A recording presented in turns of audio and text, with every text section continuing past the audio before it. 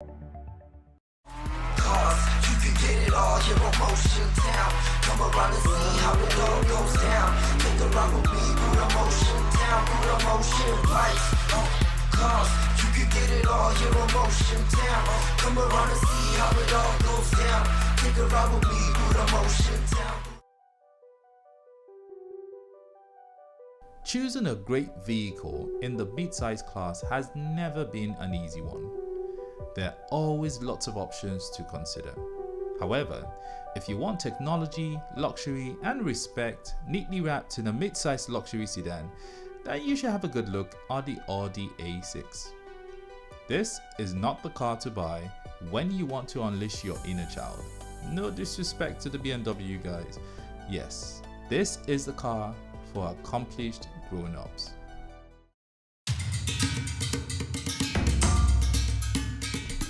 In this episode, we also have the sportier, slightly aggressive and younger cousin of the Audi, the Volkswagen CC, driven by my grumpier, slightly aggressive and somewhat unhinged co-presenter, David.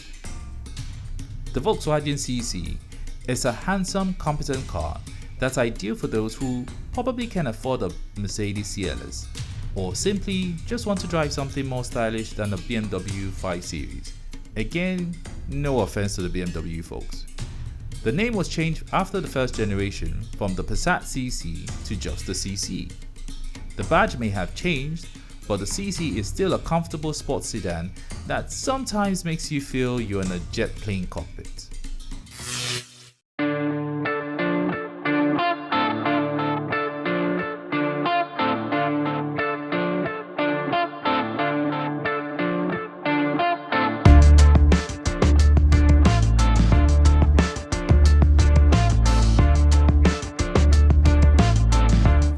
So, Audi has designed the A6 with a slightly emphasis on slightly angrier look, in this edition. It sports a lot of angled design around the headlights and the massive grille, and this angled design continues all the way to the back with the tail lights. Overall, the car still manages to remain stately and quite elegant. And if you think about it, the Audi A6 is a solid, very, very solid entry into the mid-size luxury sedan market. So if you compare it to the other cars in the class, like the Lexus sedans and all that here, it is handsome without being boastful. And unlike the BMW 5 Series, it is powerful without being aggressive. And unlike the Mercedes E-Class series, well, let's just say that it is luxurious without being blinged out like a Lagos run skirt. So I like the interior of the A6 very much. I mean, it's got a lot of soft touch material, really nicely well designed, and it's got really nice aluminum trim, so it shows you you're in a luxury sedan. With Audi A6, there's the usual suspect, which is a beautifully designed navigation screen. You got Bluetooth connectivity, and then you got a really nice stereo. Well, there's this really interesting feature here, this knob that allows you to interact with the car's computer and the entertainment system. It also, doubles as a scratch pad, so you can actually scratch letters when you're entering addresses into the navigation. It kind of makes me wonder, who would want to spend the whole afternoon trying to scratch A, B, C? I mean, didn't you leave that back in primary school or something? Yeah. You probably would have seen such a feature in the BMW or maybe in the Lexus, but in the Audi A6, it kind of fits really perfect here. It's kind of really balanced, yeah? So, in the back, you're still reminded you're in a luxury sedan. The materials here still speak very premium luxury, and the space around your legs still says luxury, which is good. But you know what I find perfect sitting behind here, apart from appreciating the car from behind here, is the fact that I see this armrest as excellent. You know why?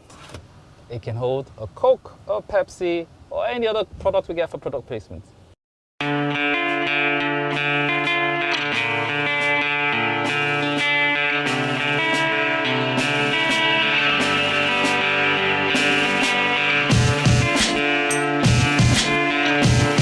Well guys, I've got a VW CC, formerly called a Passat. Straight away from the way you look at the vehicle, comes across very aggressive. It's a four-door sedan, but can be mistaken for a two-door coupe because of its slick styling and the way it's been designed. This particular model comes with 18-inch alloy wheels, multi-spoke. It's factory-fit tint glass on the back of the screen and on the side of the vehicle. It comes with a panoramic sunroof. It's got its Integrated indicators, LED also, and replaced LEDs on the back of the vehicle for its indicators and stop lights. Comes with xenon lights and daytime running lights as standard on this model.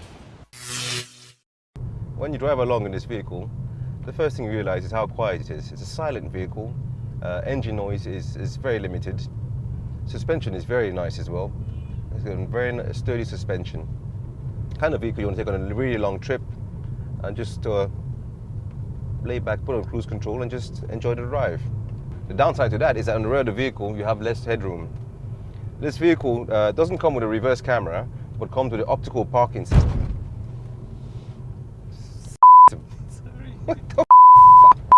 And that, ladies and gentlemen, is how the cookie crumbled with David's drive review of the Volkswagen CC.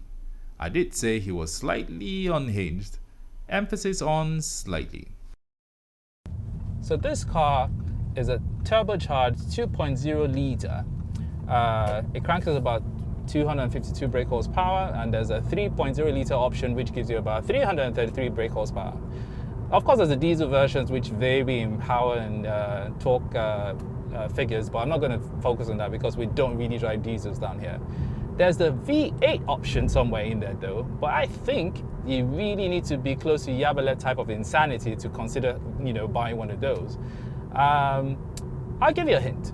If you live in Lagos and you've experienced the kind of traffic that we face on a daily basis, and more importantly, if you've experienced the new petrol prices, then I would advise you to get the 2.0 litre. It's actually fantastic. There are 4 drive modes in this car. You've got comfort, you got auto, you got dynamic and individual. Comfort, as it sounds, it makes you drive really comfortably. Dynamic is more responsive. Auto would allow the car decide for itself how to perform in terms of ride comfort and responsiveness based on how you're driving and the terrain that you're on. And individual will allow you to set individual parameters so you can have a personalized experience as much as possible. Well, I've been driving around in comfort mode, and I can tell you it's quite nice. I like it. It's buttery smooth, like butter and hot toast. Very lovely.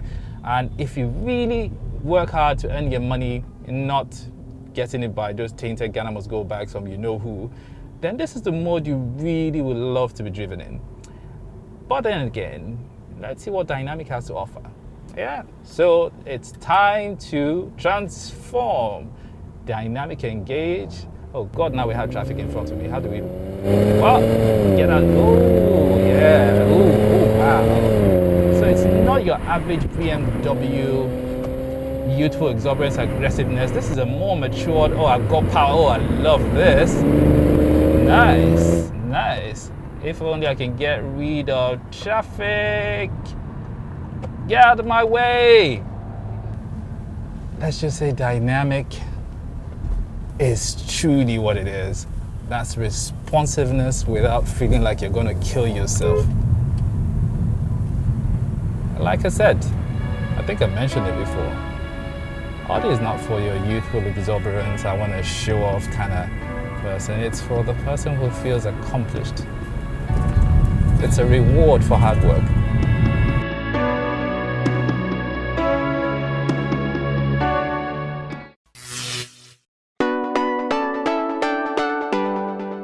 It is important to note that this episode was not a direct comparison of these two cars.